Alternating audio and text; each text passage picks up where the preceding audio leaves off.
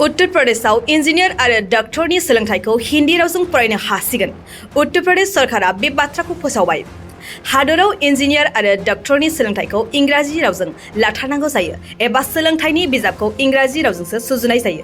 नाथाय बे खेबनिफ्राय इन्जिनियार आरो डक्टरनि सोलोंथाइ लानो थाखाय इंराजि रावजों फरायनो गोनांथि जानांनाय नंला। उत्तर प्रदेश सरकारा इन्जिनियार आरो डक्टरनि सोलोंथाइखौ हिन्दी रावजों खालामना होसिगोन। बे खेबनिफ्राय फरायसाफोरा इन्जिनियार आरो डक्टरनि सोलोंथाइखौ हिन्दी रावजों लिरनो फरायनो आरो सोलोंनो हासिगोन।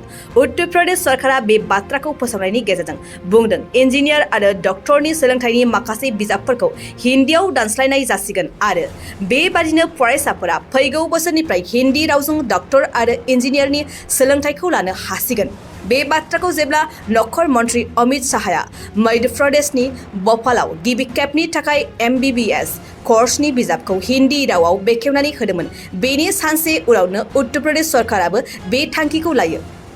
आरो बे बाथ्राखौ उत्तर प्रदेशनि गिबि मन्त्रि योगी आदित्यनाथआ गावनि टुइटार एकाउन्टनि गेजेरजों मिथिहोदों जे फैगौ बोसोरनिफ्राय उत्तर प्रदेश रायजोआव इन्जिनियार आरो डक्टरनि सोलोंथाइखौ फरायसाफोरा हिन्दी रावजों सोलोंनो हासिगोन।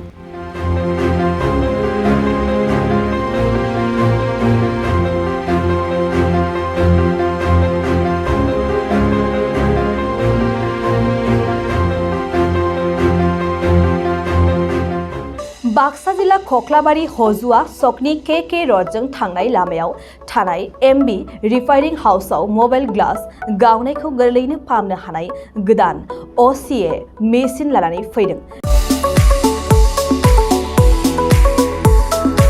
नोंथांमोना खम बेसेनावनो गावनि मबाइल ग्लास बायनायखौ MB रिफाइनिं हाउसआव फाहामनो हागोन।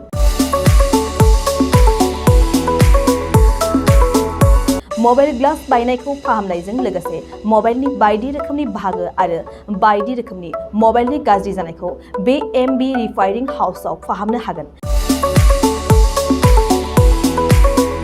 बायदि रोखोमनि mobile glass, mobile temper, mobile charge, headphone, pen drive, memory आरो mobile battery, computer, mouse, computer keyboard आरो मबाइलनि बायदि रोखोमनि बाहागोफोरखौ मोननो हागोन।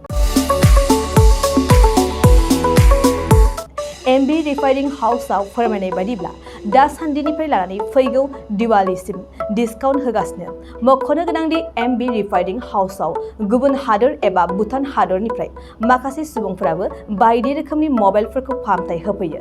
आबुं मोनथिनो थाखाय 8471972412 नङाब्ला 7002741465 जानबुं अनजिमायाव जगाजग खालामनो हागोन।